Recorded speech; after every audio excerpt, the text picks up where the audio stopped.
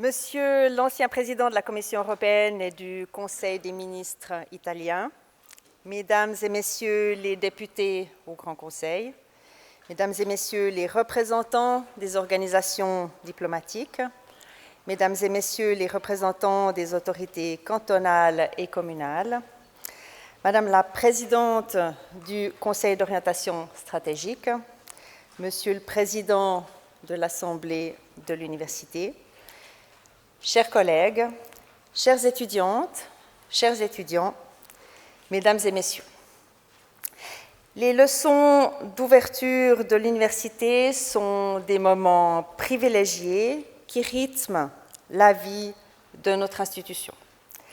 Elles sont l'occasion d'un dialogue avec ce que l'on appelle parfois le grand public ou la cité.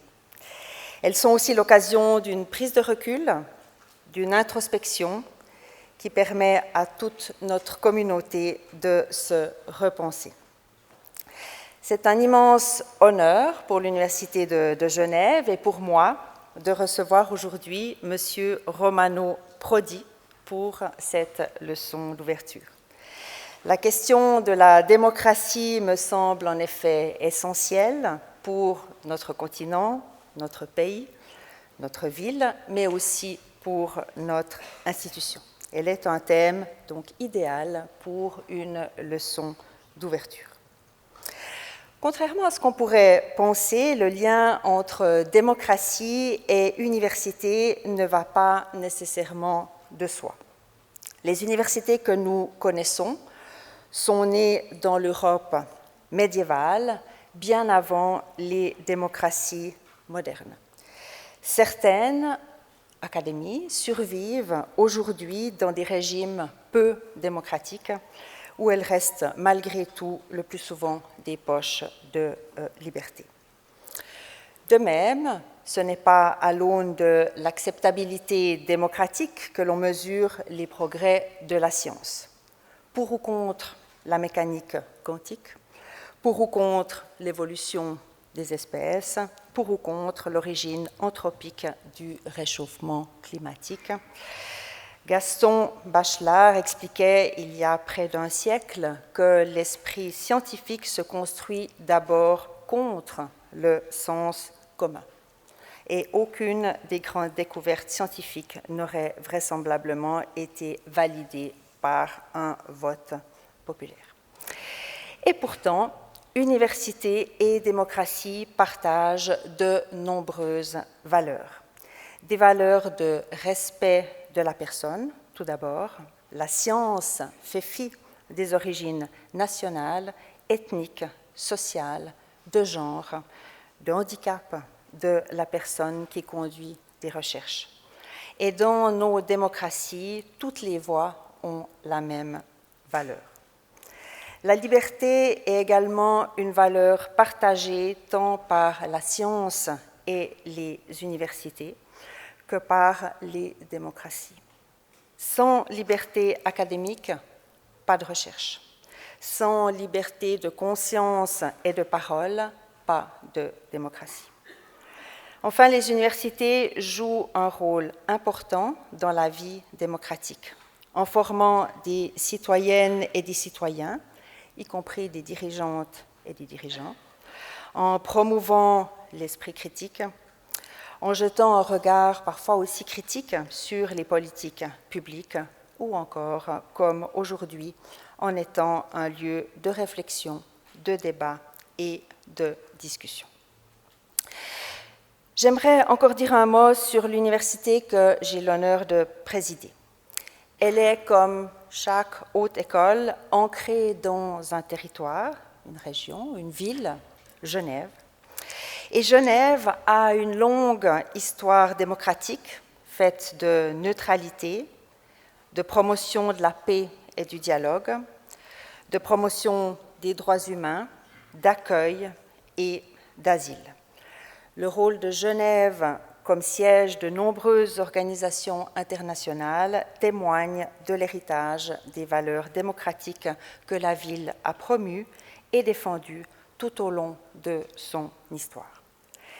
Et ce n'est pas un hasard si nous devons aujourd'hui la présence de Romano Prodi à l'initiative de la Maison Rousseau et Littérature de Genève, que je remercie. Le nom de Rousseau résonne à la fois chez les Genevoises et les Genevois et chez les experts de la démocratie.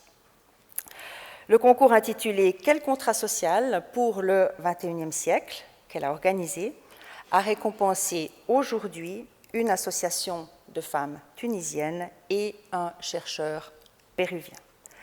Un palmarès international pour un concours invitant à se saisir avec détermination des enjeux d'aujourd'hui, à l'image de notre ville et de notre institution. Vous l'aurez donc compris, la conférence de ce soir fait tout son sens dans notre belle ville et plus particulièrement dans les murs de notre formidable université. J'aimerais ajouter aussi que notre université est très sensible à la liberté d'expression, qui est une valeur essentielle à son bon fonctionnement. Elle est essentielle aux principes démocratiques qui nous animent. Et j'aimerais en profiter pour rappeler aussi que notre communauté a été tout particulièrement émue, et elle est toujours encore tout particulièrement émue de la situation à Gaza. Et comme vous aurez probablement l'occasion de le constater si vous vous tournez sur la droite de l'auditoire, sur la gauche pour ceux qui sont assis, nous avons des étudiants représentants d'associations qui militent pour contribuer à une amélioration de la situation à Gaza, qui tiennent un drapeau et j'aimerais les remercier d'être présents et je crois que c'est le signe des valeurs démocratiques de notre université. Je crois qu'on peut les applaudir.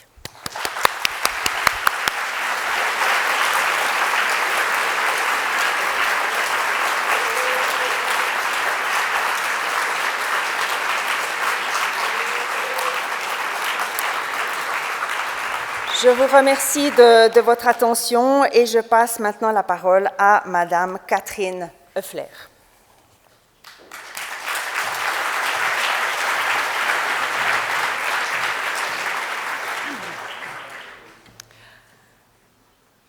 Monsieur l'ancien président de la Commission européenne et du Conseil des ministres italien, Madame la rectrice, Mesdames et Messieurs en vos titres et fonctions, chers et chers collègues, chères étudiantes et chers étudiants, Mesdames et Messieurs.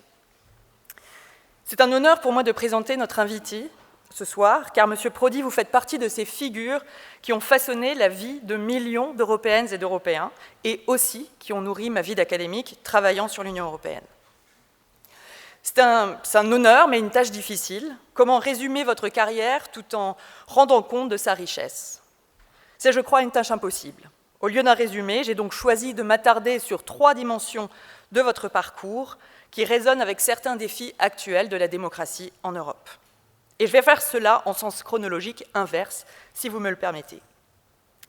Tout d'abord, votre rôle en tant que président de la Commission européenne de 1999 à 2004. Pour celles et ceux qui s'en souviennent, je précise, car pour bon nombre de nos étudiants et étudiantes, ils sont nés à cette période, c'est un moment d'effervescence pour l'Union.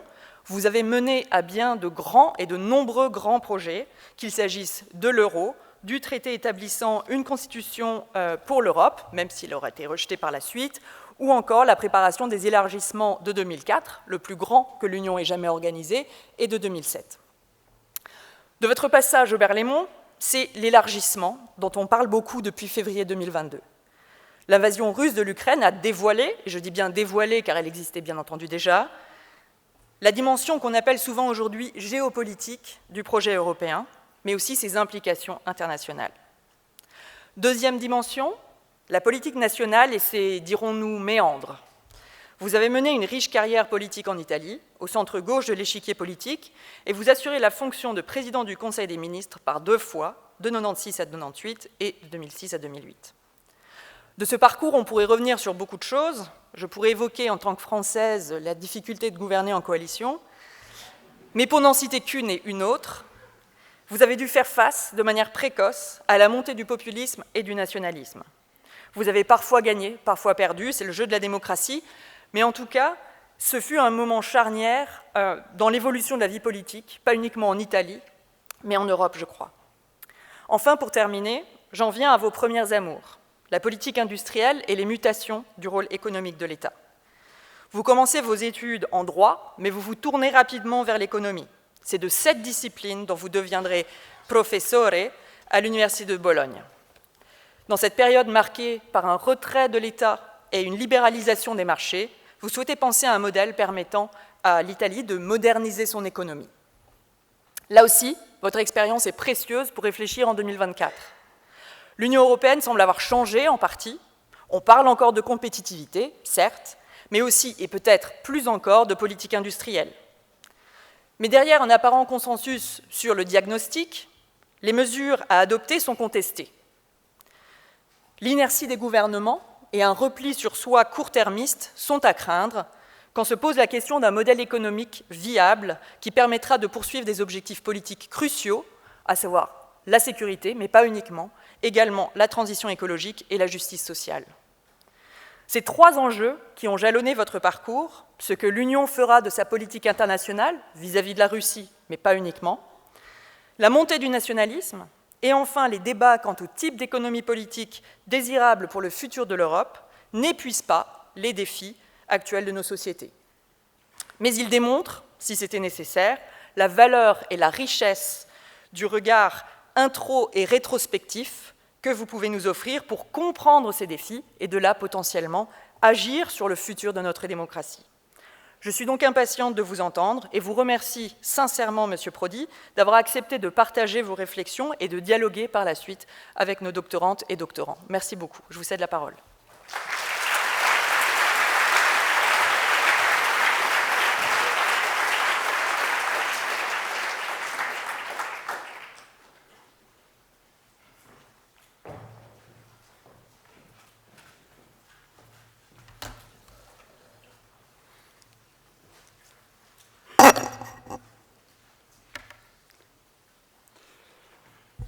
Cari studenti, Chères étudiantes, chers étudiants, et j'ai envie de dire chers collègues,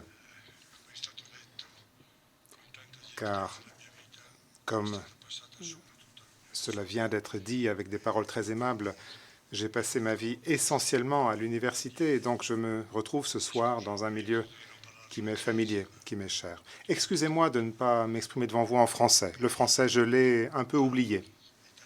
Et donc, je préfère m'exprimer en italien.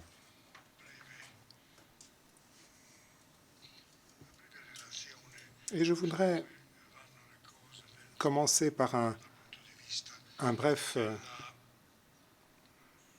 description de ce qui se passe dans le monde du point de vue du rôle de la démocratie et de l'affrontement entre les grands pays. Parce qu'en quelques années, en l'espace de quelques années, notre monde a été vraiment bouleversé. Tout a changé. C'est quelque chose d'extraordinaire. Nous avons assisté à une transformation radicale de la vie économique et politique dans le monde.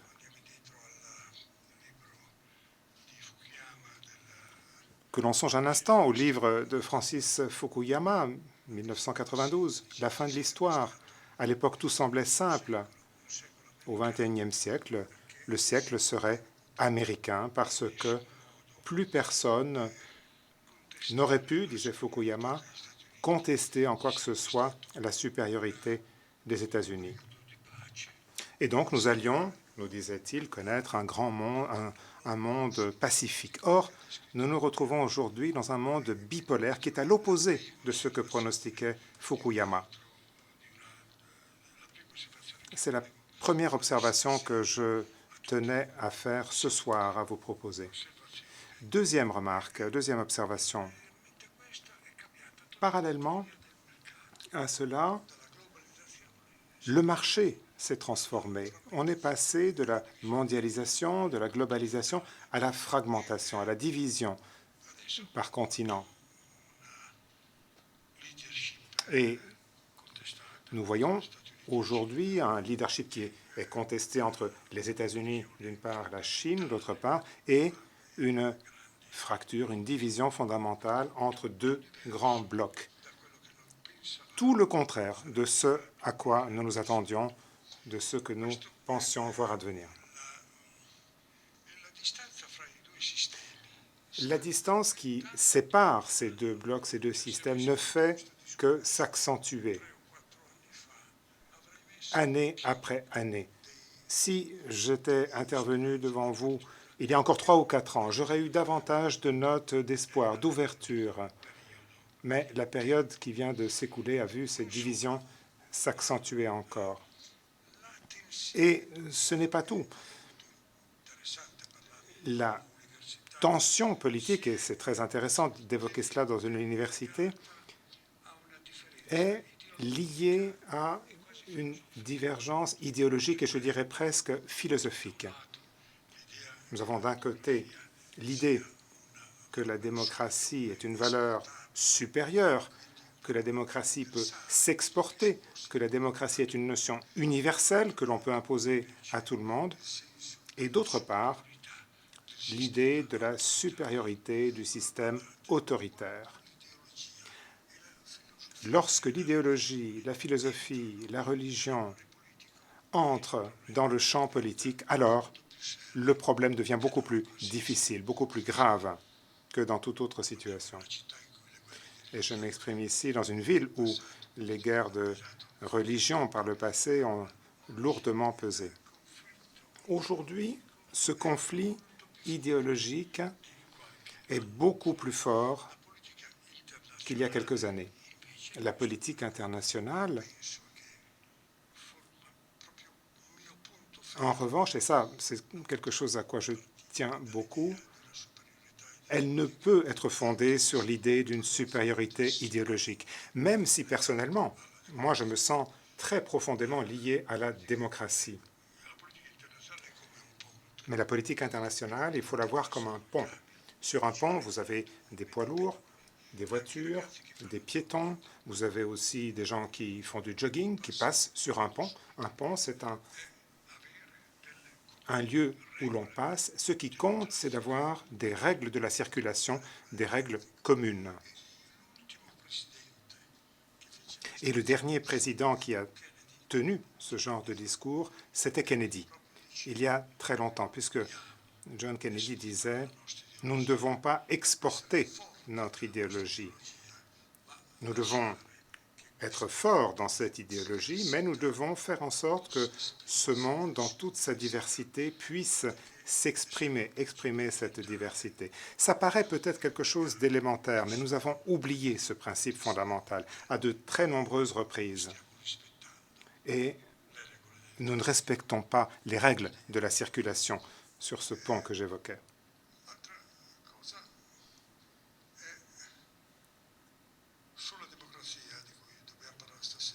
Nous parlons ce soir de la démocratie. La démocratie peut être exportée, certes, mais uniquement à travers les règles démocratiques. Dans les paroles aimables qui ont été prononcées tout à l'heure à mon égard, on a évoqué le passage de l'Union européenne de 15 à 25 pays, cet élargissement dans lequel il y avait 8 pays membres du pacte de Varsovie sur ces 10 pays nouveaux membres de l'Union européenne. Eh bien, nous l'avons fait parce que ces pays le demandaient. Il y a eu un dialogue avec les parlements, avec les syndicats. Tout un travail a été fait pour trouver des règles communes, mais avec la volonté de ces peuples. Lorsqu'on a voulu exporter la démocratie par la guerre en Irak, tout a très mal fini. Alors que la valeur essentielle de la démocratie, c'est sa capacité dynamique. Lorsque les mêmes règles démocratiques sont présentes dans les pays qui veulent se joindre à nous. Or, dans la dernière génération, toute l'action géopolitique a été dans un autre sens. Au lieu de la diplomatie, nous avons assisté à une séparation progressive, à une fracture progressive du monde entre des partis ennemis. 2 grands blocs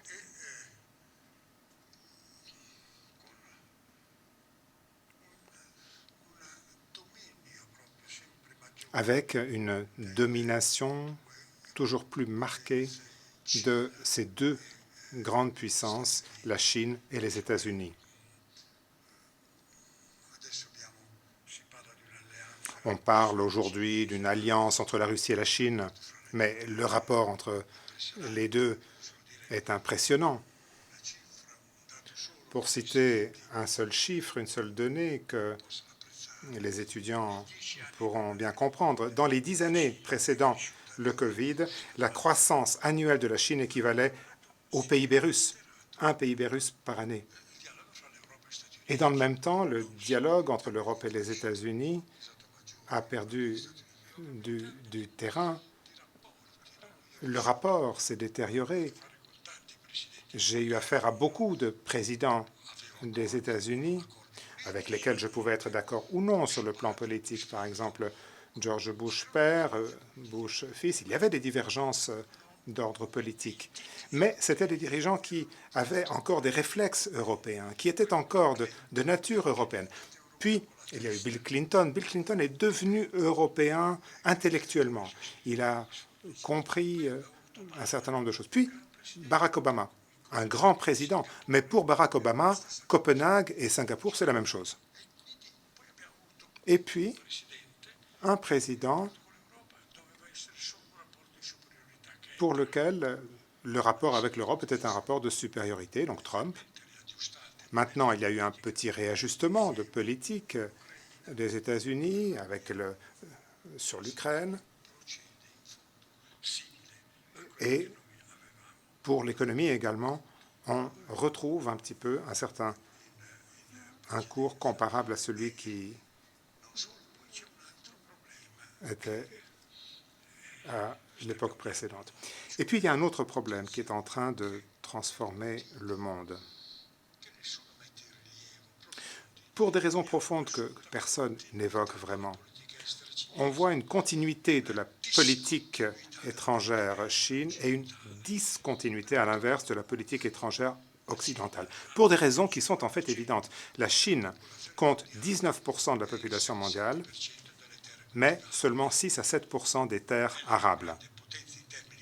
C'est la plus grande puissance en termes quantitatifs, en termes industriels, mais elle n'a pas de matières premières, elle n'a pas suffisamment de ressources en énergie. Donc la politique extérieure de la Chine, c'est une continuité obligée. Il faut trouver de la nourriture, de l'énergie, des matières premières là où elles se trouvent. Alors que les États-Unis, eux, sont richement dotés. Ils sont exportateurs de produits agricoles, ils ont des matières premières en abondance, ils ont de l'énergie au point même d'en exporter. Et donc, la politique, et puis ce sont des démocrates, c'est un pays démocratique, et donc la politique des États-Unis dépend beaucoup, elle peut changer d'un président à l'autre. Et cela a été la source d'un grand changement dans les alliances des États-Unis, qu'on songe à l'Afghanistan, à d'autres épisodes. Il y a une grande variabilité de la politique étrangère. Et donc, entre ces deux systèmes, il y a véritablement une situation tout à fait différente.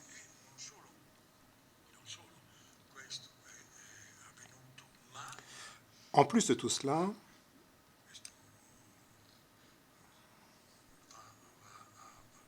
ces processus se poursuivent de nos jours.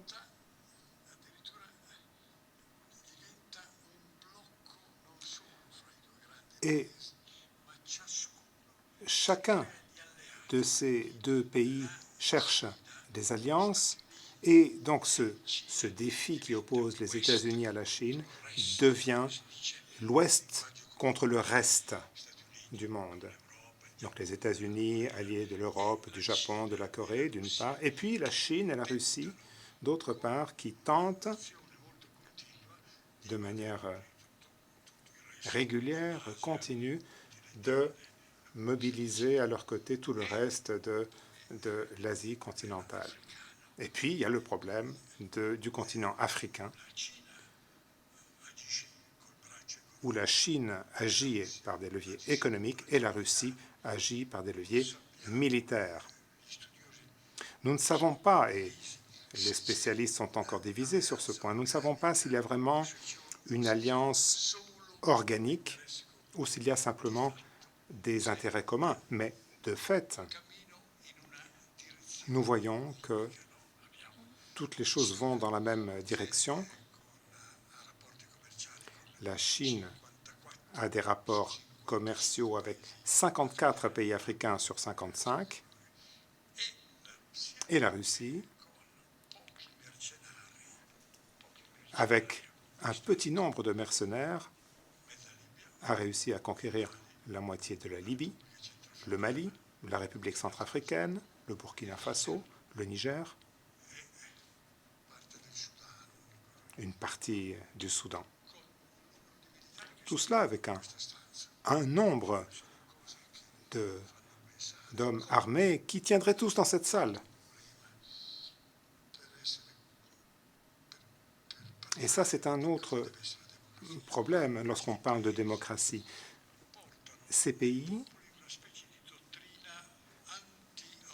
amènent dans ces peuples une sorte de doctrine anti-autoritaire, en nous décrivant, nous, comme autoritaires. Donc, anticolonialisme, on identifie les pays occidentaux à des pays autoritaires, et c'est un peu comme s'ils faisaient semblant d'amener la démocratie. Donc, ils ont réussi à inverser complètement, et ça, c'est en raison de notre faiblesse, à inverser complètement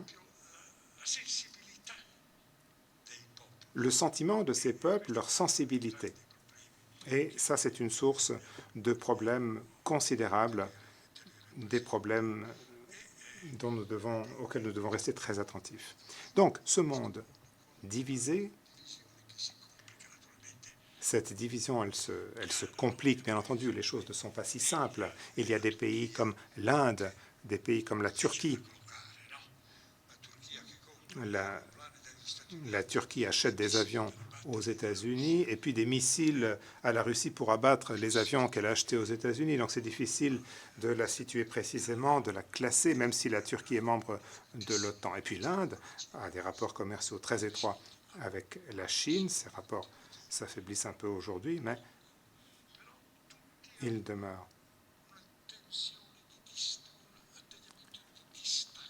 Mais tous ces pays ont une attitude qui les pousse à se détacher des États-Unis. Donc cette rupture, on la constate également dans l'économie. Au départ, il y avait le phénomène de mondialisation, de globalisation économique, un commerce international qui ne faisait que croître, avec un moment symbolique, c'est l'adhésion de la Chine à l'Organisation mondiale du commerce en 2001. Avec cet hymne à la mondialisation, qui a eu des avantages, bien entendu, puisque 2 milliards de personnes sont sorties de la faim grâce à la mondialisation. Mais tout cela a aussi eu un effet sur les structures politiques du monde occidental.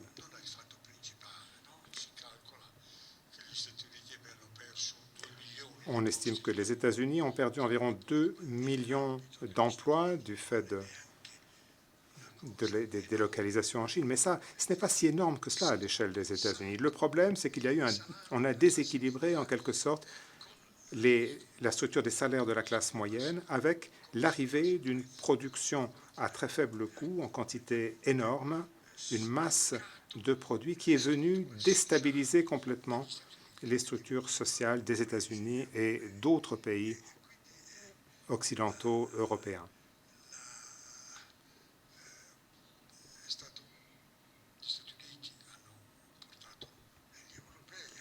Les États-Unis, les Européens ont délocalisé en Chine une grande partie de leurs entreprises pour essayer de faire face à cette situation.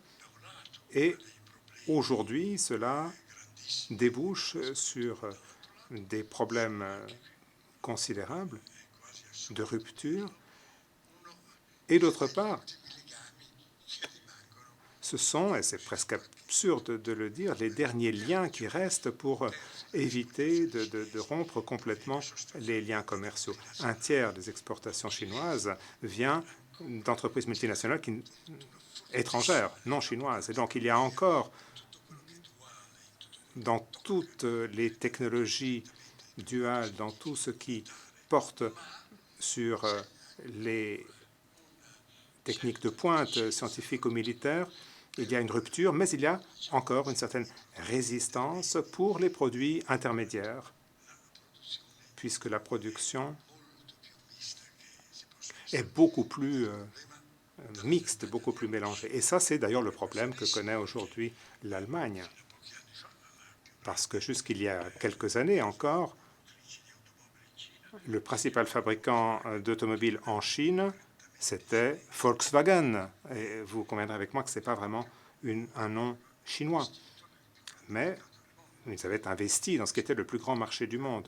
Et aujourd'hui, cela cause des problèmes considérables, puisque ça divise l'Europe en deux, par exemple, sur les taxes du secteur automobile. Parce que de toute évidence, l'Allemagne a intérêt, objectivement, à avoir des tarifs douaniers assez bas pour pouvoir importer ses propres voitures qu'elle produit en Chine, alors que les autres pays ont des intérêts tout à fait opposés.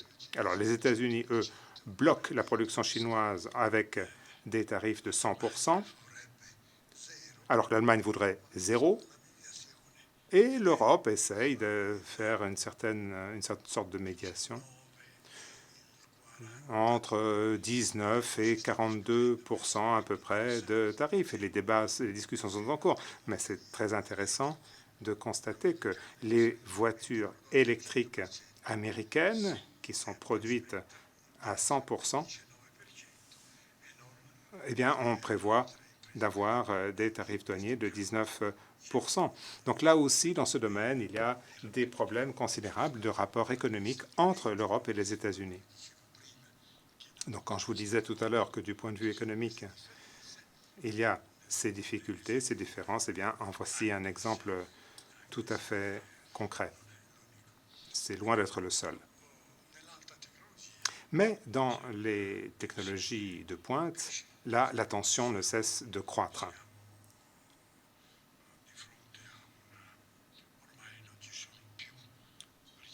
Il n'y a plus aujourd'hui de chercheurs américains en Chine. La dernière fois que je me suis rendu en Chine, j'ai constaté aussi que l'enseignement de l'anglais est en baisse en Chine de façon impressionnante, parce que c'était la langue qui permettait le dialogue. Et aujourd'hui, cet enseignement est en chute libre, ce qui montre que les tensions politiques transforment véritablement le monde. Et puis, le rôle de l'État dans l'économie change aussi. Alors que dans le temps, parler de politique industrielle, c'était tabou, c'était un scandale. Face à la situation politique d'aujourd'hui, la politique industrielle de l'État devient un instrument pour la concurrence, y compris sur le plan de la politique internationale. Et donc, nous avons une politique de subventionnement, d'aide aux entreprises qui, depuis une génération et demie, était considérée comme quelque chose d'impossible, de scandaleux. Lorsqu'on évoquait ces possibilités, eh bien, on était immédiatement mis au banc de la communauté des économistes. Donc la situation est extrêmement complexe. Ce qui est intéressant, c'est de relever qu'à un certain moment, on avait pensé à un accord économique entre l'Europe et la Chine.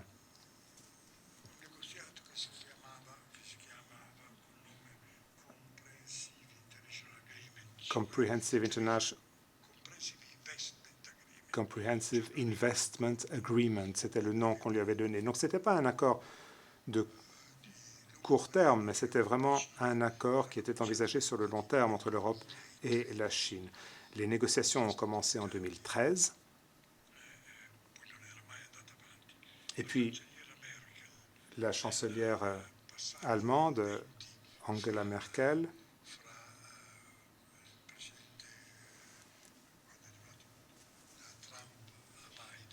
lorsqu'il y a eu la transition entre Trump et Biden aux États-Unis, a réussi à faire approuver un rapport par le Conseil européen, mais dès que Biden est arrivé, il a imposé rupture de ce projet et tout est revenu à la case départ.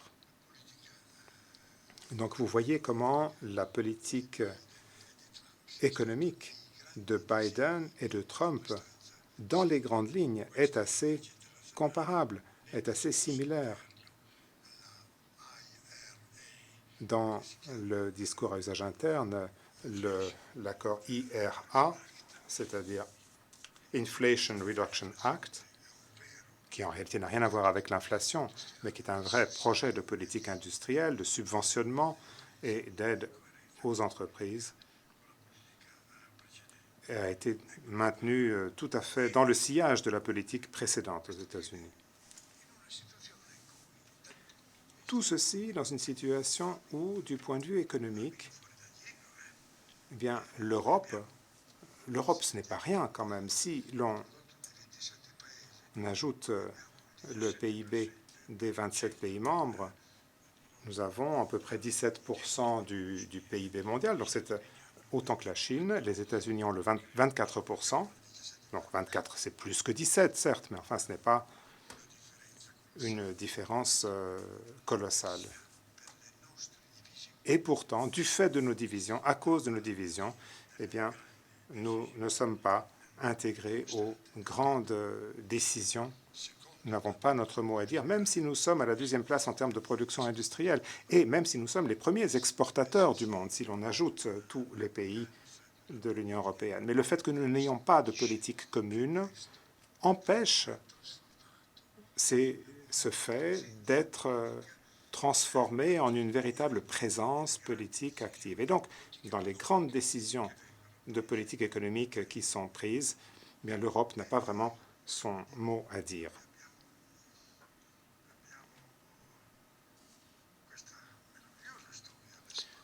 Donc nous avons derrière nous une histoire extraordinaire parce que l'Europe est née avec 6 pays à l'origine, elle en compte aujourd'hui 27.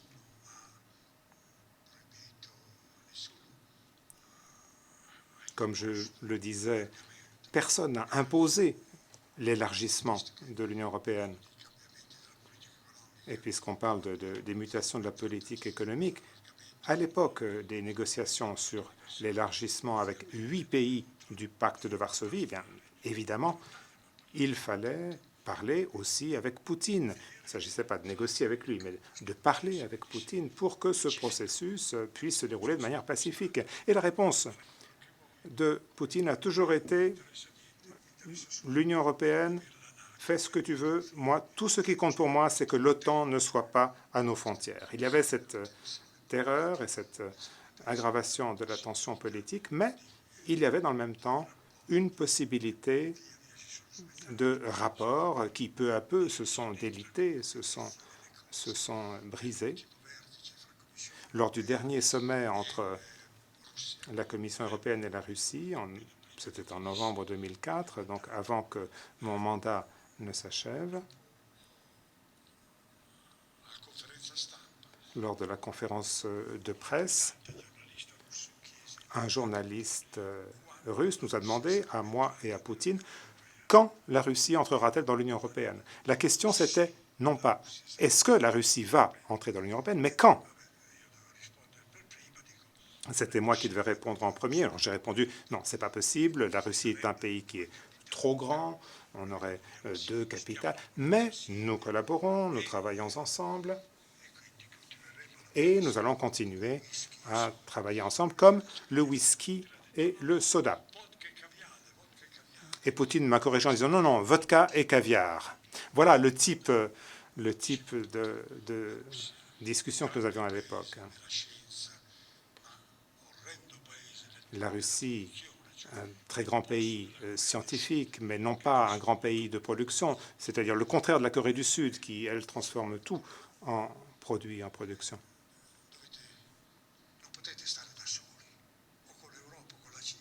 Et donc, je disais à Poutine, vous ne pouvez pas rester seul, vous devez être avec l'Europe ou avec la Chine. Et Poutine, je me souviens, m'a répondu à l'époque, je ne vendrai jamais 1 mètre cube de gaz à la Chine. Donc vous mesurez le changement qui s'est produit au cours de cette période. Quelle évolution du monde s'est produite. Alors bien sûr, il y a beaucoup d'erreurs qui ont été commises par les Occidentaux aussi. On disait qu'il y avait trois grandes puissances. Kissinger disait qu'il y a trois grandes puissances nucléaires et nous avons permis que les deux autres soient unies entre elles. Donc c'est un problème de division à long terme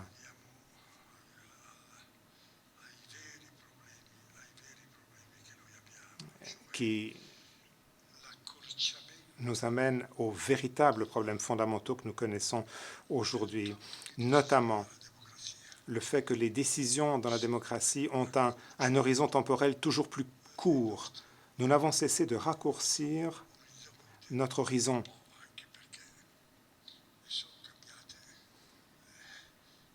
Ça s'explique aussi par la transformation des structures politiques de nos pays. Pensez à ce qui s'est fait en Allemagne. Au départ, il y avait deux grands partis.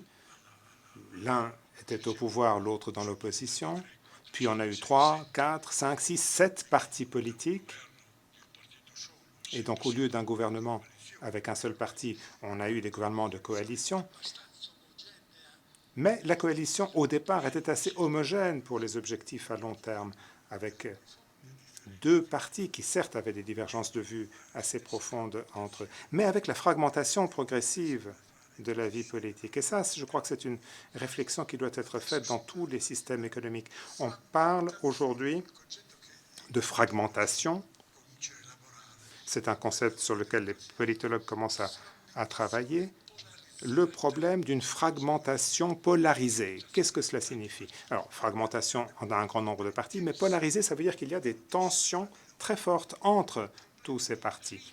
Et alors, le problème, c'est de parvenir à recomposer avec une législation électorale adaptée, avec un sentiment d'urgence historique, d'arriver à recomposer cette construction démocratique. Ça, c'est un des grands problèmes auxquels nous sommes confrontés aujourd'hui et que nous ne pouvons pas passer sous silence, que nous ne pouvons pas ignorer. Parce que j'ai parlé de l'Allemagne, mais prenons l'Italie.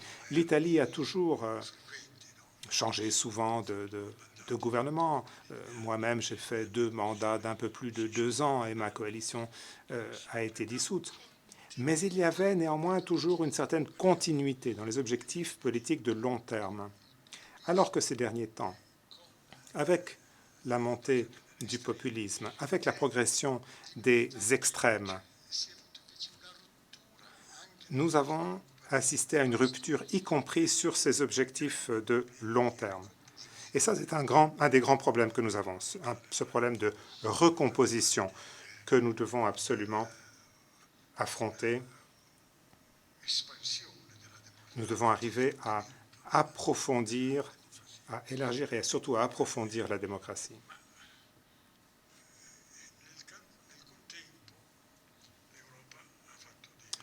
Alors, certes, l'Europe a connu des progrès remarquables, pas seulement en matière économique. L'Europe a servi de leader, de guide pour le monde entier en matière d'innovation culturelle, politique, sociale. Sur le plan de la politique de l'environnement, par exemple, tout cela a démarré en Europe. Le protocole de Kyoto, l'Europe s'opposait aux États-Unis et à la Chine. Il a fini par être approuvé parce que moi, je me suis rendu dans le monde entier pour supplier chacun d'adhérer à ce protocole de Kyoto. Et puis la question des droits civils également. C'est l'Europe qui a été à la tête des progrès réalisés. Par exemple, sur le problème des délits politiques, la Cour de la haie. Et aujourd'hui, les premiers textes sur l'intelligence artificielle aussi viennent d'Europe. Mais avec notre désunion, cette désunion fait que même nos innovations culturelles et humaines ne deviennent plus deviennent des règles. Si vous voulez, le risque, c'est que nous rédigeons le menu mais les convives qui se mettent à table, ce sont les Chinois et les Américains. Voilà pourquoi le rôle de l'Europe en matière d'innovation culturelle, etc., est extrêmement important, mais il ne faut pas perdre de vue que si nous n'avons pas entre nous un niveau minimal de cohésion, eh bien tous ces grands principes, tous ces beaux principes, finalement, ils ne seront appliqués par personne. Alors nous avons une politique verte en matière d'environnement qui est très avancée, mais quand arrivent les élections européennes, quand l'industrie européenne a des problèmes, eh bien, au dernier moment, en quelques mois, tout tombe à l'eau, tout est retiré, et nous ne savons plus que faire. C'est-à-dire que les pays, individuellement, ne peuvent plus rien faire. Même l'Allemagne, dans ce monde que j'ai décrit, ne peut plus jouer un rôle notable. Donc ça, c'est la grandeur de l'Union européenne devrait être de continuer à avancer pour faire en sorte que l'humanité devienne un peu plus rousseauiste, si j'ose m'exprimer ainsi, puisque nous sommes à Genève. Mais il faut pour ça se donner les moyens, les capacités de le faire pour que cela puisse devenir une véritable doctrine. Or, ce n'est pas ce qui se passe. Songez à la Méditerranée, qui est très chère à mon cœur. La Sardaigne est plus proche de l'Afrique que du nord de l'Italie. Et en Libye, qui commande? Eh bien, c'est la Turquie et la Russie. Alors, entendez-moi bien, je ne veux pas, le moins du monde, je ne veux pas que l'Europe devienne une puissance extrêmement forte sur le plan de la politique étrangère. Mais quelle est la capacité de défendre ses propres frontières et d'avoir la paix autour d'elle? Ça, c'est un problème profondément européen. Et en Méditerranée, de la Syrie au Liban, à la Libye, nous avons perdu absolument tout. Et dans la tragédie terrible de Gaza, l'Europe n'a pas dit un mot.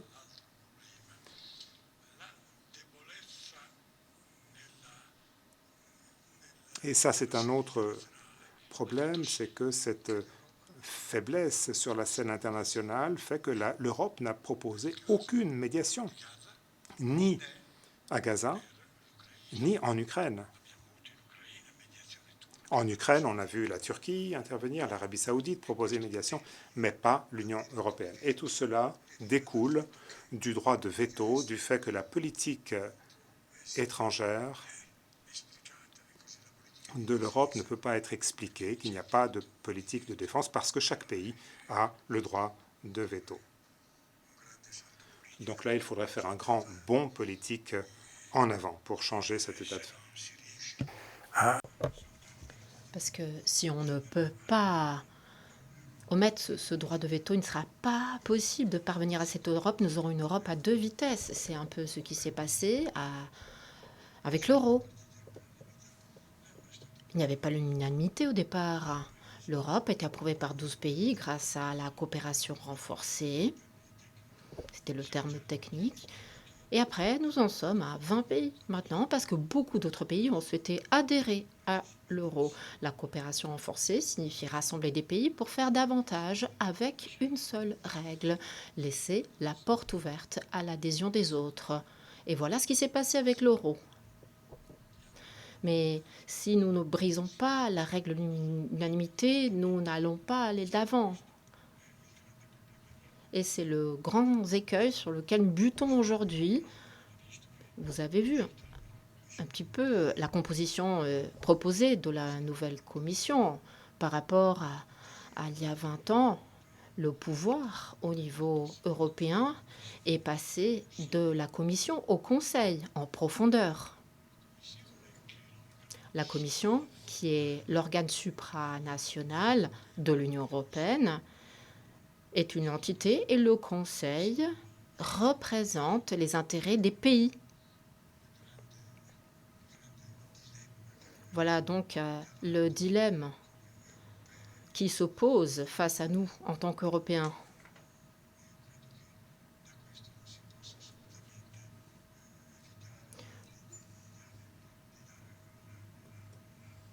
Je pense qu'il faut absolument sortir de cette situation.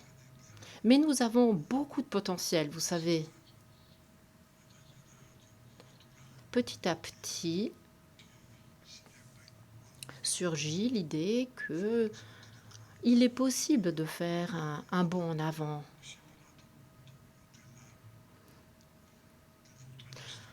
On a beaucoup parlé des jeunes qui ne votent pas, du vote des factions extrêmes, mais les jeunes ne vont pas voter lorsqu'on ne parle que de médiation. Les jeunes vont voter lorsqu'il y a des propositions qui sont avancées. Il y a un minimum de radicalisme qui est nécessaire. Ce sera indispensable d'avoir ce radicalisme pour qu'il y ait un véritable changement. Après, j'ai peut-être même trop parlé, mais comment pouvons-nous envisager une défense européenne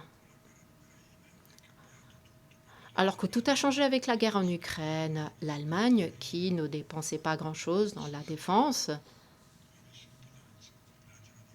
elle a approuvé un budget pour la défense qui est double par rapport à celui de la France. Comment, disais-je, pouvons-nous envisager un avenir commun où ce seront nécessairement les Français qui vont commander parce qu'ils ont l'arme nucléaire et qu'ils ont le droit de veto aux Nations Unies, alors que le principal poids, c'est l'Allemagne qu'elle le représente. Est-ce qu'il est vraiment envisageable un tel avenir? Or, je reviens à ma proposition, même si on disait que j'étais fou, la France elle pouvait mettre le droit de veto à la disposition de l'Europe ainsi que l'arme nucléaire. Alors l'Europe aurait grandi, elle serait devenue plus forte, ainsi que la France, et l'Europe aurait pu faire valoir ses droits. Mais il y a encore cette austérité nationale qui demeure. Le passé pèse encore, sans même parler de la Hongrie et de mon pays, l'Italie. Il faut donc comprendre que les changements du monde que je viens d'ébaucher supposent un grand bond en avant, une compréhension de l'histoire qui est une rupture par rapport au passé, mais qui est aussi une construction de notre avenir. Je pense que petit à petit, cette idée va progresser, je l'espère, pas pour moi vraiment, mais au moins pour vous, les jeunes. Ce sera une belle opportunité à saisir. Merci.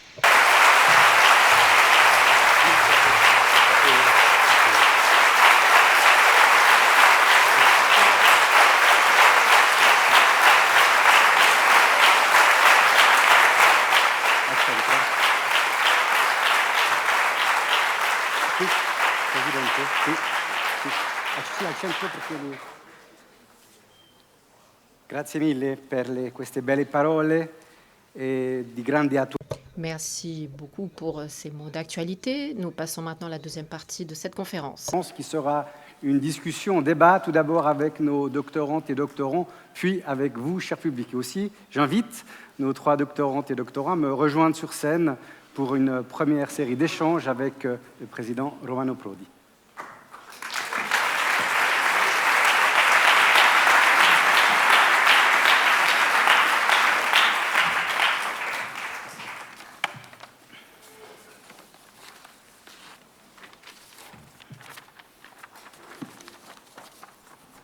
Monsieur le... Sì. L'uso della tribù. Una risposta per volta o più domande assieme? Tra di noi, entre nous, ce sera une question à la fois. Con il pubblico sarà... Va bene così? Okay. Anche per me, allora. Monsieur le Président Romano Prodi, je vais peut-être, si vous me permettez, ouvrir cette partie de débat pour, au fond, ouvrir par vos conclusions cette discussion, et notamment sur la question liée à l'opinion des Européens. En effet, depuis les années 70, on observe une forme d'indifférence de la part des populations qui, avec le temps, s'est muée en une sorte de désamour avec l'Europe. Un des premiers coups de tonnerre qu'on peut observer, ça a été au moment du vote référendaire de Maastricht en 1992, sur lequel les Danois ont voté en 1993 positivement cette fois, puis en 2005, avec le projet de constitution européenne que les Français et les Néerlandais ont refusé. Entre-temps, la Commission européenne et l'Union européenne a développé des outils de participation citoyens plus importants, comme la citoyenneté européenne dans le traité de Lisbonne, où la Commission a pris des initiatives entre 2013 et 2015 pour favoriser ce qu'on a appelé un dialogue citoyen. J'en viens à ma question, Romano Prodi. Est-ce que les Européens aiment-ils toujours autant l'Europe ?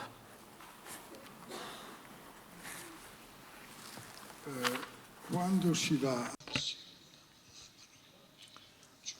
Oui, ils aiment l'Europe. Les dernières élections devaient être une révolution totale et vous voyez que finalement, les choses n'ont pas tellement changé.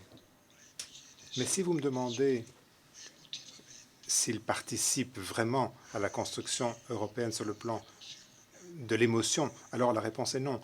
Cette période d'émotion européenne est déjà éloignée. Je voudrais évoquer une chose qui m'a marqué. À l'époque où on préparait le passage à l'euro, les industriels allemands étaient contre. Et j'ai demandé alors au chancelier allemand, comment se fait-il que tes électeurs soient contre alors que toi tu es favorable à l'euro? Il m'a répondu, moi je veux l'euro parce que mon frère est mort pendant la guerre, est mort dans la guerre. Donc songez-y, ce n'est pas une réponse économique, c'est une réponse émotionnelle, c'est une réponse très forte.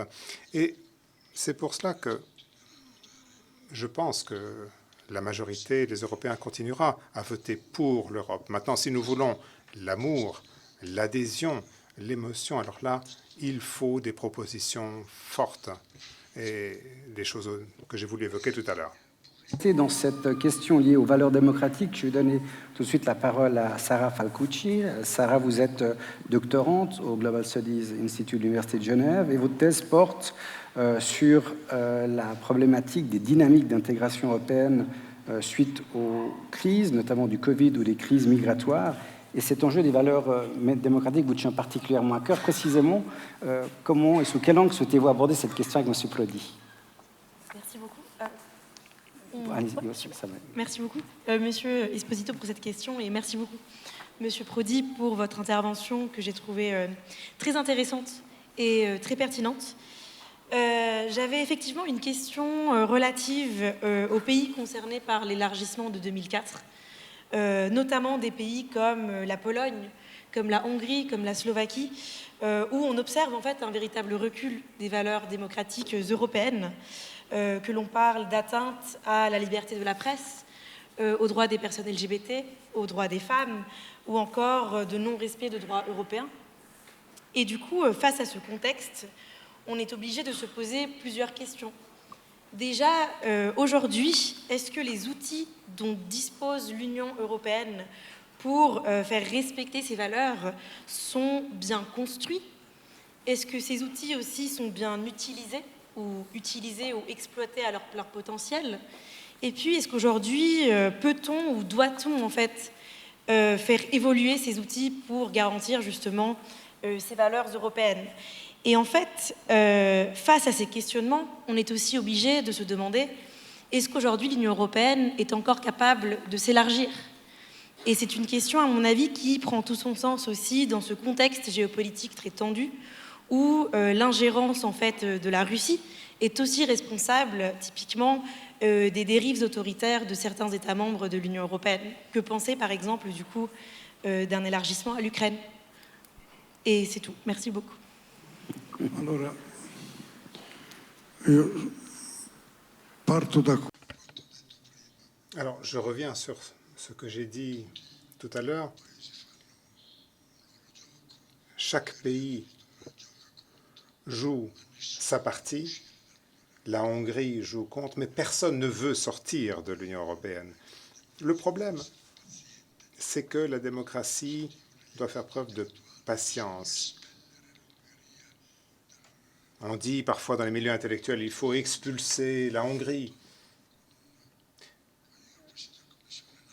Lorsque l'Autriche a voté à l'extrême droite, il y avait, même au sein de la Commission, sous la pression de certains États, des propos qui étaient tenus. On disait il faut mettre l'Autriche de côté, il faut congeler, etc. Non, non, personne ne doit être expulsé. La démocratie doit être patiente. C'est nous qui devons changer les règles.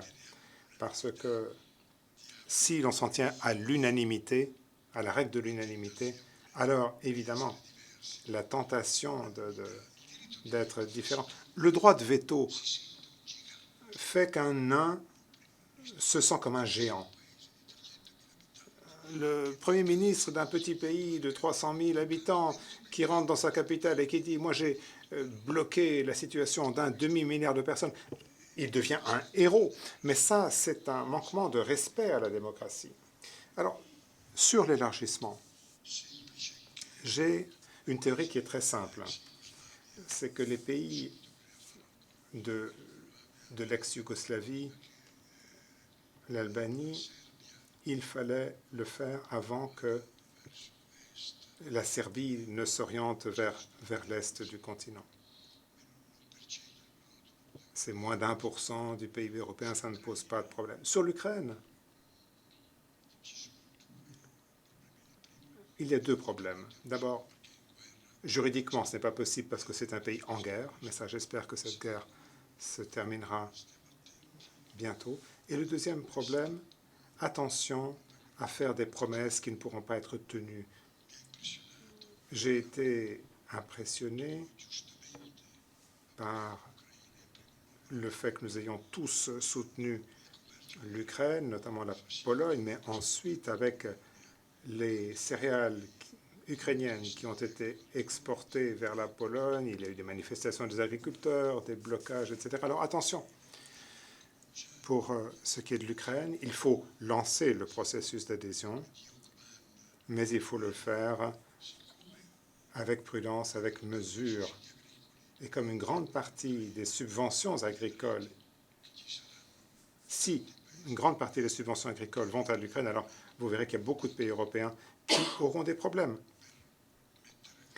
Je dis cela pour que les choses soient claires et pour qu'on ne se berce pas d'illusions. Parce qu'il ne faut pas croire que c'est un processus qui pourrait se faire rapidement. C'est un processus à long terme et qui exige un engagement financier, politique et économique considérable. La perspective d'une adhésion de l'Ukraine à l'Union européenne pose une question de gouvernance.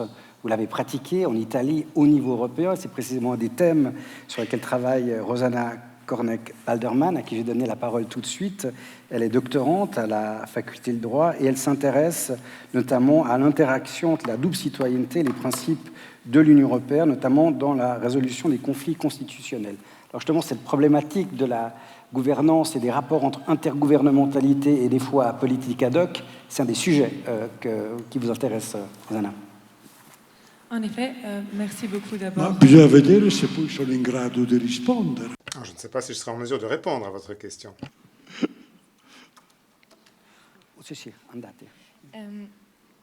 Donc merci beaucoup pour cette leçon d'ouverture très interpellante. Pendant votre présidence, il y a une période notable d'intégration supranationale, marquée par un renforcement des compétences au sein de toutes les institutions de l'Union. Aujourd'hui, dans certains domaines législatifs, nous observons des blocages et des difficultés à atteindre des consensus. Cela mène, entre autres, à un usage plus fréquent d'accords régionaux de coopération intergouvernementale et de solutions ad hoc. Dans ce contexte, j'aimerais vous poser la question suivante.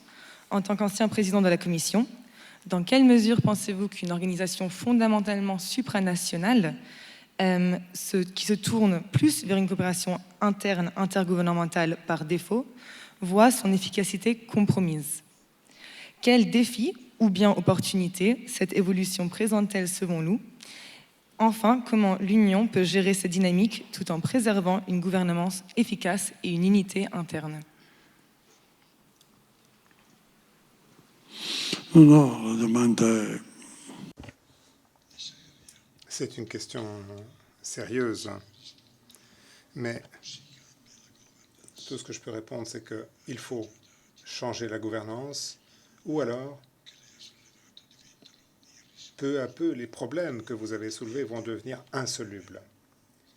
Parce que de toute évidence, comme je le disais tout à l'heure, on voit que peu à peu, la structure supranationale voit une perd de ses compétences vers les structures nationales. Donc soit on inverse cette tendance, soit on arrive au blocage que vous avez évoqué dans votre question. Pour moi, la situation est parfaitement claire de ce point de vue. Et donc c'est un problème fondamental parce que les opinions publiques nationales voient que les pays individuels ont contribué à faire en sorte que les intérêts nationaux soient plus importants que les intérêts supranationaux. Je ne sais pas comment reflète les choses la télévision suisse, mais à la télévision italienne ou française, il y a 20 ans ou 30 ans, on voyait surtout les réunions de la Commission à la télévision. Alors que maintenant, on vous montre les réunions du Conseil ou du Parlement. On voit la présidente de la Commission, mais on ne voit pas la Commission elle-même au travail. Donc peu à peu, ce qui devient familier, c'est les discours au Conseil, au Parlement, où l'on parle des intérêts nationaux, qui l'emportent sur les intérêts supranationaux. Donc vous avez soulevé un problème fondamental, et je le répète, il faut transformer la gouvernance. Soit on met un terme à ce droit de veto, à l'unanimité, mais je ne vois pas cela se produire, ou le renforcement de la coopération. Du coup, Romano Prodi, dans votre réponse, j'y vois des éléments de culture politique qui résonnent avec la dernière partie de votre conférence qui faisait état des difficultés de l'Union européenne de s'imposer comme médiatrice sur les grandes questions de politique internationale. On le voit aujourd'hui sur le conflit entre la Russie et l'Ukraine ou sur Gaza. Précisément, cette problématique est une de celles sur laquelle travaille notamment Florian Stresemann, doctorant au département de langue et de littérature française, dont la thèse porte sur la représentation de la ville de Paris dans la littérature du XVIIIe siècle, et dont les projets de paix perpétuelle ne sont finalement pas si éloignés de son thème de thèse, et qui résonnent avec votre intervention de tout à l'heure. Précisément, Florian, comment souhaitez-vous aborder cet enjeu de politique étrangère européen? Oui, alors, merci. On m'entend? Oui. Merci beaucoup, Monsieur le Président, pour votre intervention que j'ai trouvée très intéressante, très éclairante, et que je ne qualifierais pas forcément, mais ce n'est pas de votre faute, de rassurante. Merci néanmoins aussi aux organisateurs et organisatrices de cet événement, de nous permettre d'avoir cet échange avec vous. Et alors, pour répondre à la sollicitation de Monsieur Esposito, effectivement, il m'a semblé que pendant très longtemps, historiquement, des projets de paix perpétuelle du XVIIIe siècle jusqu'au lendemain de la Seconde Guerre mondiale, la justification de ce qu'on a fini par appeler une Union européenne, c'était l'idée que l'Europe se défende d'elle-même contre la tendance de ces nations à se faire la guerre, et que pour obtenir à la fois la paix, perpétuelle ou non, et la prospérité économique, c'était le discours justificateur de l'idée d'Europe. Aujourd'hui, et c'est ressorti très souvent lors de votre intervention, il semble que l'Europe, pour ne pas mourir, doive non pas se défendre d'elle-même ou se protéger d'elle-même, mais se défendre elle-même contre des menaces extérieures. Alors l'invasion de la Russie a été évoquée, le potentiel et probablement certains désinvestissements américains ou désintéressements américains, la concurrence économique mondiale bien sûr.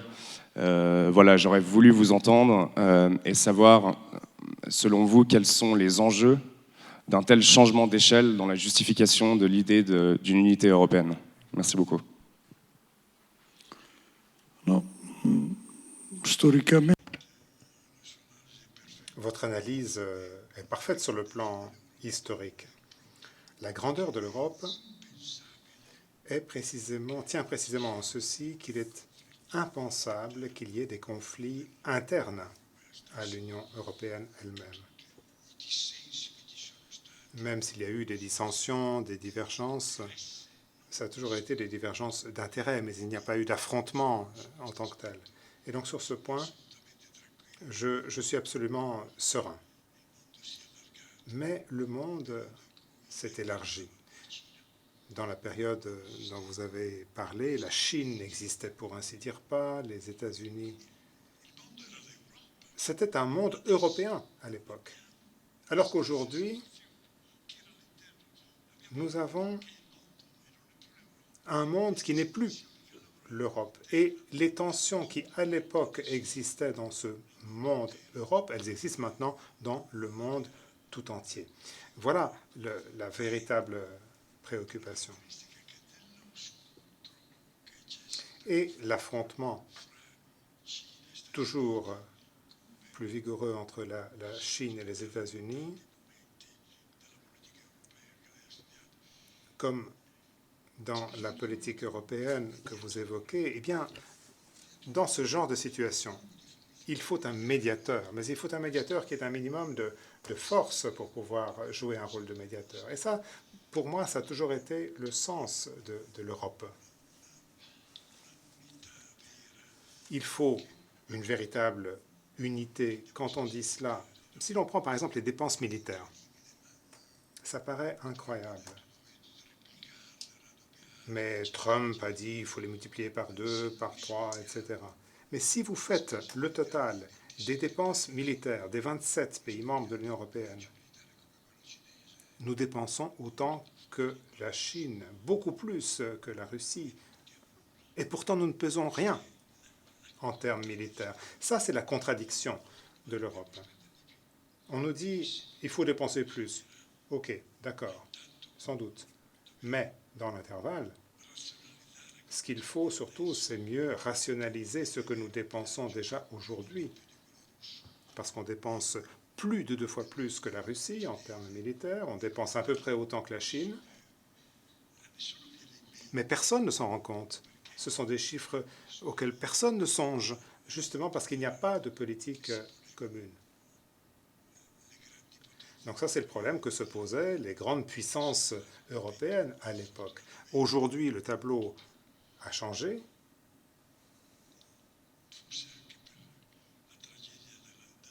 Et sans doute que la menace nucléaire, cette tragédie, joue aussi un rôle, parce que d'un côté, c'est quelque chose qui peut terroriser, mais d'un autre côté, c'est aussi un facteur qui peut pousser à la prudence. Donc, c'est une parenthèse, mais l'une de mes présentations quant à l'avenir, c'est la prolifération nucléaire. Ça, c'est un problème extrêmement grave pour l'avenir, parce que si tout continue sur cette même voie, au Proche-Orient et ailleurs, tout cela va devenir inévitable. La prolifération nucléaire signifie qu'il n'y a plus simplement 2 ou 3 acteurs qui savent qu'il faut faire preuve de prudence, mais il peut y avoir dans ce jeu un fou, un criminel qui recourt à l'arme nucléaire pour un problème spécifique. À laquelle vous faisiez allusion tout à l'heure. On va prendre 3 questions du public ensemble, car l'heure tourne. Alors, je suis désolé, j'ai les spots un peu dans le visage, donc je ne vois pas exactement les mains qui se lèvent. Je vois 2 personnes devant moi. Vous avez des collaboratrices et collaborateurs de l'Université de Genève avec des micros qui vont venir vers vous. Une question synthétique, s'il vous plaît. Donc, on va prendre 3 questions.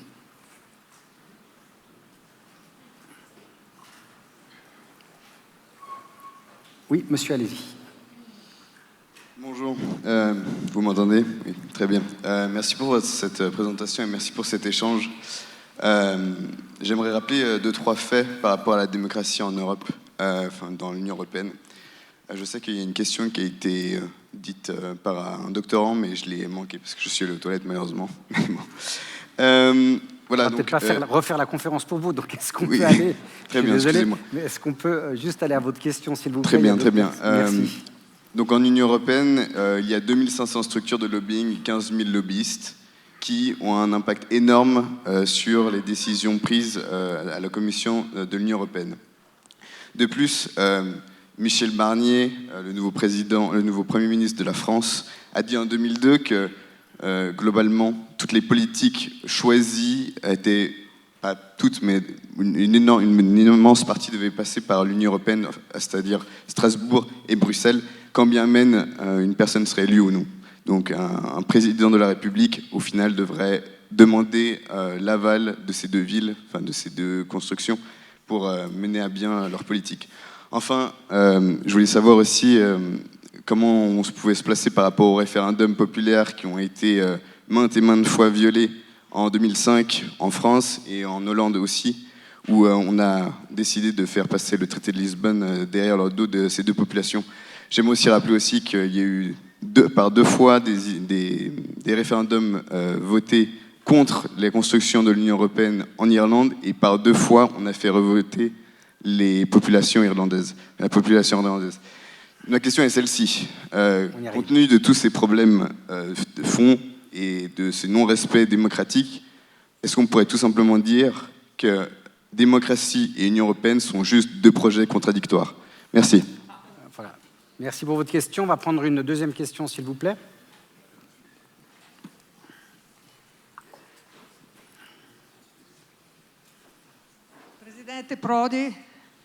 Monsieur le Président Prodi, grand merci pour votre intervention. Je pense que vous pouvez m'entendre sans vos écouteurs. Je voulais vous poser la question suivante.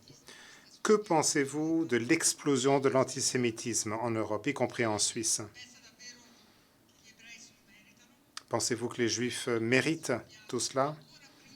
Surtout après que ce phénomène se soit déclenché avant même la réaction d'Israël au pogrom perpétré par des extrémistes islamistes.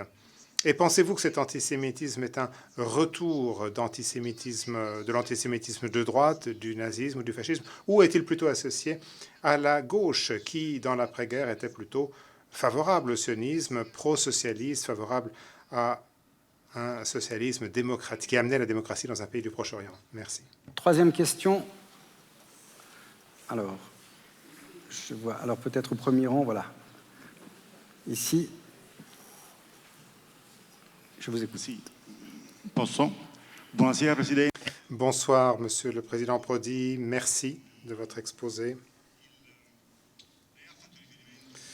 Vous avez, à plusieurs reprises, évoqué la nécessité d'un bond en avant de l'Union européenne, notamment en ce qui concerne la défense, la politique extérieure. Ce sont des thèmes qui ne sont pas nouveaux, mais qui sont particulièrement pertinents dans le contexte de ces dernières années, notamment à cause des diverses crises qui ont touché la Méditerranée, à cause également de la guerre en Ukraine.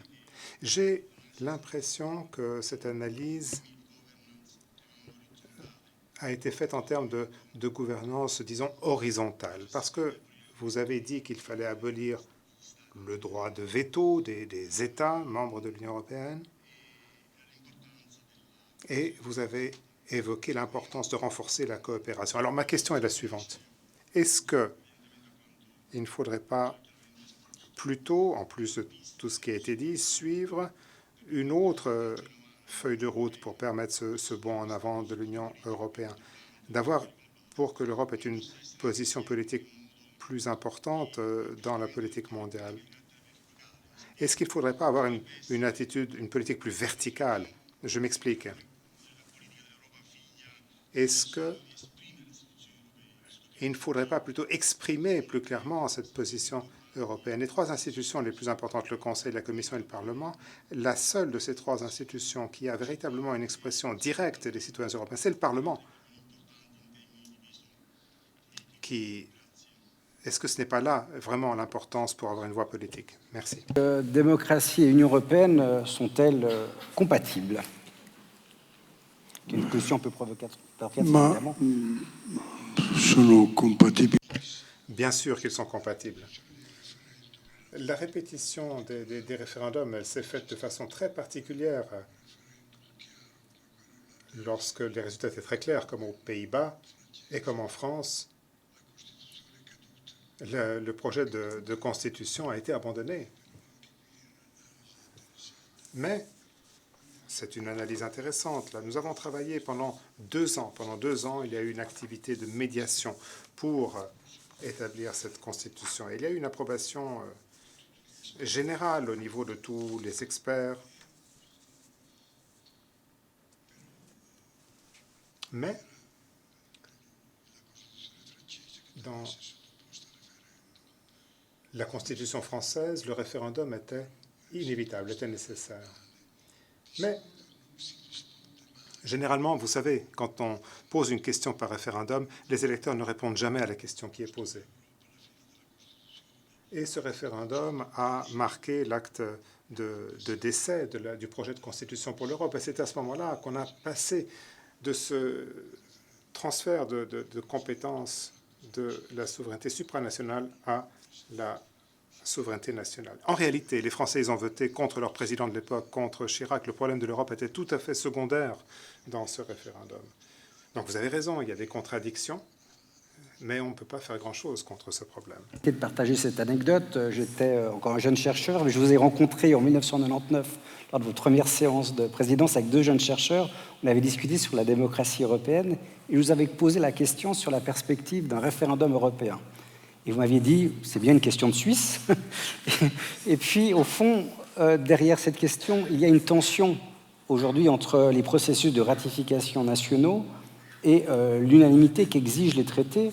Comment sortir, au fond, de cette tension entre ces procédures de ratification nationale et l'exigence que pose le droit européen au niveau des traités?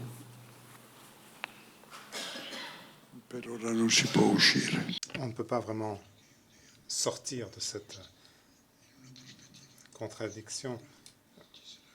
Peut-être qu'à l'avenir, dans une perspective d'avenir, il y aura un processus de maturation, de mûrissement,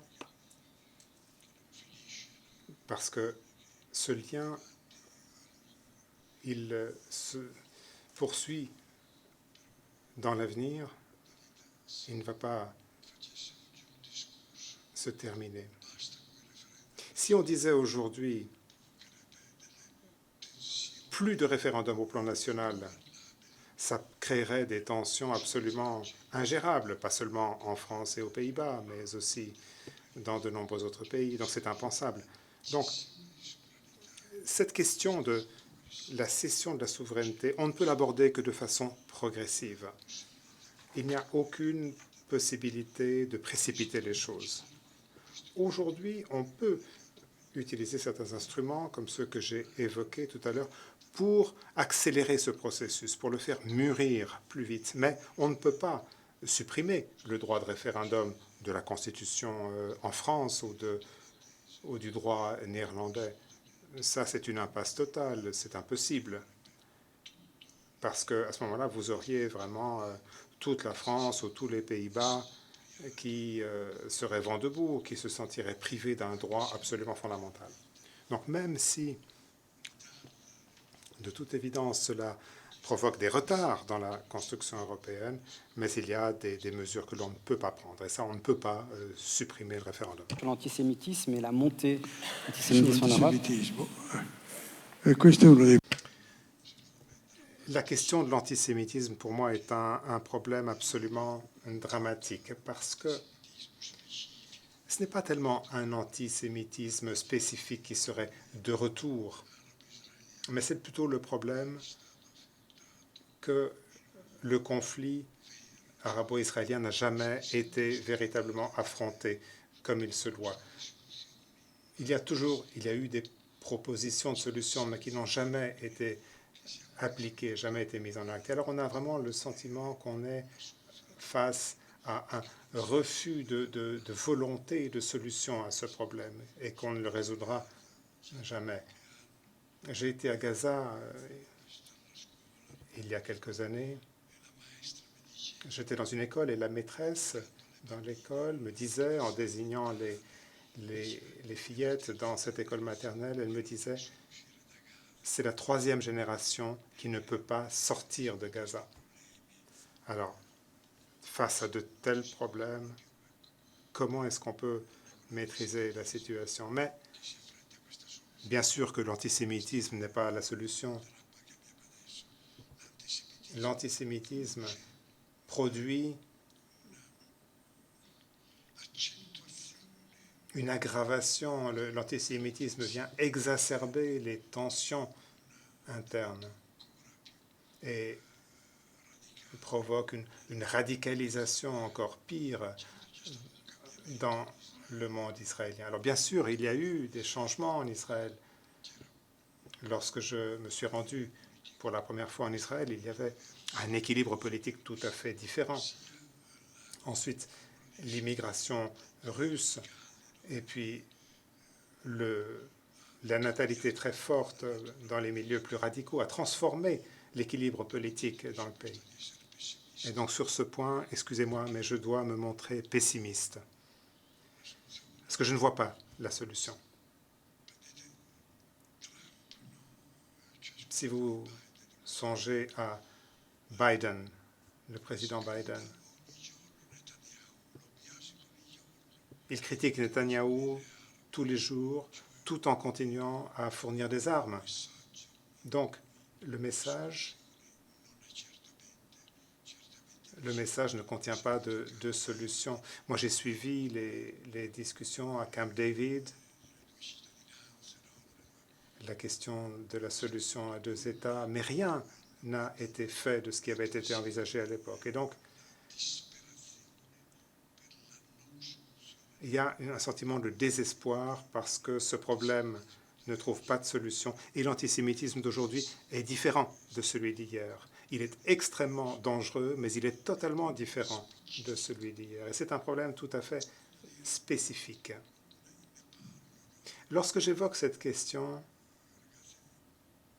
avec des jeunes, c'est un peu David contre Goliath dans l'esprit des gens. Il faudra bien, d'une façon ou d'une autre, que les États-Unis trouvent une solution. Parce qu'on ne peut pas continuer indéfiniment comme ça. Mais je dois vous avouer que je disais la même chose il y a 20 ans. Et 20 ans ont passé. Et aucune solution n'a été trouvée. Voilà ce que je peux dire à ce sujet. Il faudrait une grande initiative politique, mais il y a toujours des excuses de part et d'autre pour rompre toute possibilité d'un accord. Monsieur le Président Prodi, je vous remercie. On arrive au terme de cette conférence. Je m'excuse pour la dernière question, mais le temps nous est effectivement compté. Je souhaite remercier très chaleureusement Monsieur Romano Prodi, nos 3 doctorantes et doctorants qui ont participé à cet exercice. À vous, cher public.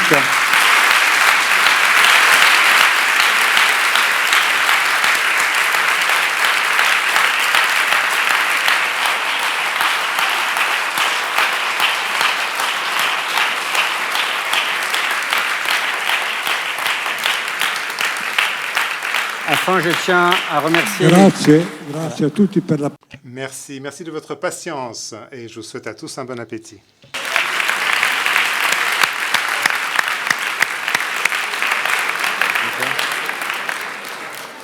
Mesdames, Messieurs, si vous me permettez juste encore un instant, s'il vous plaît. Je voulais remercier les collaboratrices et collaborateurs de l'Université de Genève pour avoir permis l'organisation de cette conférence, les interprètes qui vous ont permis de suivre ces débats.